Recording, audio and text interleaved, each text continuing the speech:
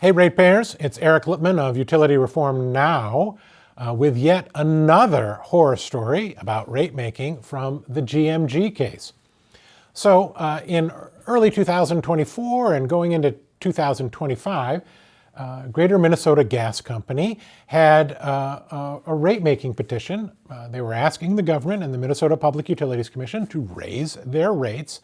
And as part of the review process, Betty Bureaucrat from the Minnesota Department of Commerce asked to see the compensation arrangements from everybody in the company.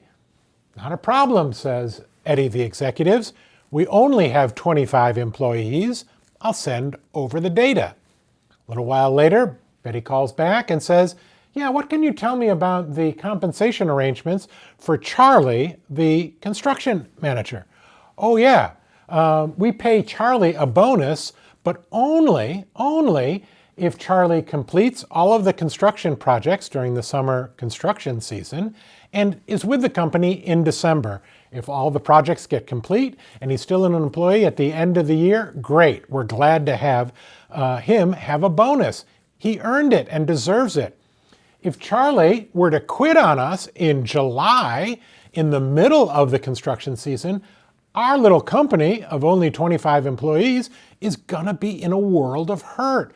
Worse yet, the new ratepayers that were hoping that a pipeline would come to their house and deliver natural gas service to them, they're going to be in a world of hurt too. If Charlie quits, they might not get the service that they thought they were going to get. That's a problem. We have an incentive structure with our company to make sure that Charlie keeps on task, completes the construction, and is with us until the end of the year. Betty says, yeah, that looks pretty hinky to me. Why? Why does it look hinky to you? Asks Eddie. Well, it looks a lot like the golden parachutes and stock options that were offered to C-suite executives in Xcel Energy, and the Minnesota Public Utilities Commission didn't like that. It disallowed those compensation arrangements that are based on stock options. Well, Eddie says, well, that's not what's happening here. One, our stock isn't publicly traded. Two, we want to pay Charlie in cash. He's not getting any stock if he's in the company at the end of the year.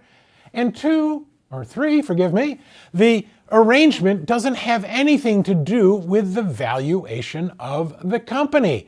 It's about whether the construction projects get completed, not the value of the stock. It's totally different. It's not apples and oranges. It's apples and alligators. Betty's not convinced. She says, yeah, still looks like the same thing to me. I can't tell the difference. Well, if Betty can't tell the difference between stock options for C-suite executives and golden parachutes and a bonus to make sure that Charlie stays with the construction season and throughout the construction season till the end of the year, if she can't tell the difference between those two kinds of arrangements, Betty's a moron. She needs to find other work. She shouldn't be involved in utility regulation. And if you want to help bring Minnesota's utility regulation out of the twilight zone and into reality, I'm hoping that you'll like, follow, and subscribe. And stay tuned for the entire story at utilityreformnow.com. utilityreformnow.com.